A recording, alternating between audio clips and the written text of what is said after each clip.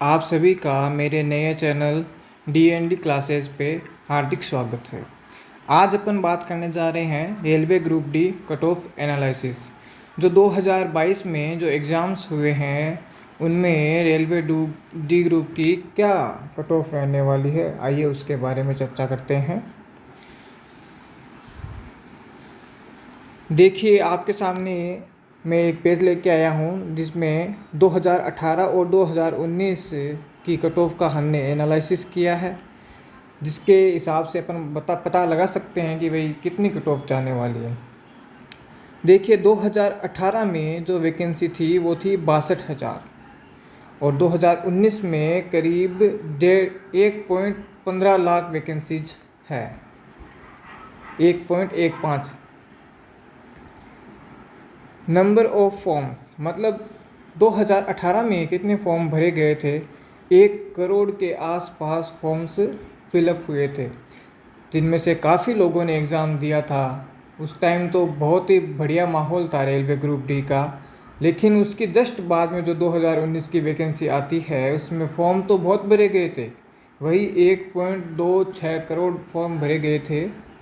लेकिन चूँकि एग्ज़ाम 3 साल बाद हो रहा है तो कई बच्चे जॉब लग गए या फिर किसी ना किसी काम पे जाने लग गए, और हर बच्चा 3 साल तक वेट नहीं कर सकता। कुछ की ऐसी सिचुएशंस भी आती है जिनको कुछ ना कुछ अपनी जॉब या काम पकड़ना पड़ता है। और आप सभी को पता है 2019-20 में जो कोरोना आया था उसने लोगों को बहुत बुरे दिन दिखाए हैं। इस हिसाब से कोई 3 साल तक वेट नहीं कर सकता। बहुत कम लोग हैं जो उसी टाइम से अभी तक पढ़ रहे थे, मुश्किल से 1% लोग हो सकते हैं, उससे ज़्यादा नहीं होंगे। तो उस हिसाब से अपन देखें तो फॉर्म तो इसमें 1.26 करोड़ भरे गए थे, लेकिन अब अटेंडेंस की बात करें तो 2018 में 80% के आसपास अटेंडेंस थी और अब की बार अटेंडेंस 45 से 50% रह रही है।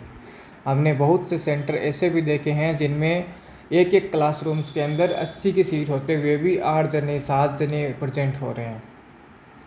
तो उस हिसाब से आप अंदाज़ा लगा सकते हैं। और दूसरा रीज़न ये है कि इस बार सेंटर दूर दूर दिए गए हैं, मतलब बच्चों के अपने स्टेट के अंदर ही नहीं आ रहे सेंटर, दूसरे स्टेट्स में सेंटर आने की वजह से बच्चे एग्ज़ाम में अपेयर नहीं हो रहे,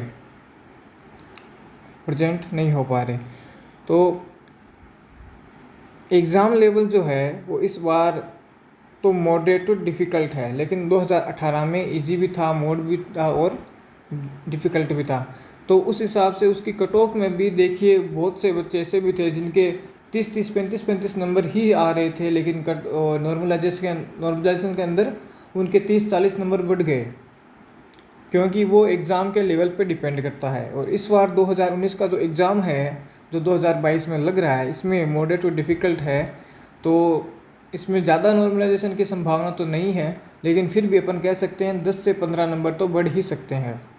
तो इस हिसाब से अगर अपन देखें तो इसकी कट ऑफ कितनी जानी चाहिए, इसमें कंपटीशन ओनली 5 लाख के बीच ही बचेगा, 4 या 5 लाख के बीच में, क्योंकि इतने ही बच्चे पढ़ते हैं वो और उतने ही जा रहे हैं, और सभी बच्चे पढ़ते नहीं हैं। अपना खुद का देखा हुआ है मेरा।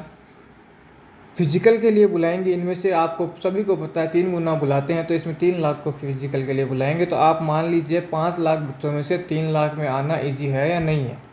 तो इस हिसाब से अगर अपन देखें तो स्कोर से फर्स्ट आप अगर 50 प्लस आप स्कोर करके आते हैं तो आप वेट कीजिए, आपका नंबर श्योरली हो सकता है। अगर आपके नॉर्मलाइजेशन में 10-15 नंबर बढ़ जाएं तो आप भी 65 के आसपास नंबर ला सकते हैं, और आपका जो फिज़िकल के लिए है वो आप क्वालिफाई कर सकते हैं। फाइनल मेरिट तो अभी बहुत टाइम है, पहले फ़िज़िकल की अपन बात कर रहे हैं। तो फिज़िकल के लिए आप 50 प्लस स्कोर करते हैं तो आप सेफेस्ट जोन में हो सकते हैं। तो जो बच्चे एग्ज़ाम नहीं दे के भी आए हैं, अगर वो भी वीडियो देख रहे हैं तो उनसे निवेदन है कि 60 प्लस या 65 प्लस क्वेश्चन करके आएँ, तभी आपका चांस बन सकता है। क्योंकि 60-65 करोगे तो उसमें 5-7 गलत होने की भी संभावना रहती है, और इस बार नॉर्मलाइजेशन परसेंटेज बेस्ड है, तो उस हिसाब से देख लेना। बाकी आप सभी के लिए मैंने ये वीडियो बनाया है, तो आप लाइक कीजिए और सब्सक्राइब कीजिए मेरे चैनल को। और ऐसी ही इन्फॉर्मेशन पाने के लिए बेल आइकन पे प्रेस कीजिए। धन्यवाद।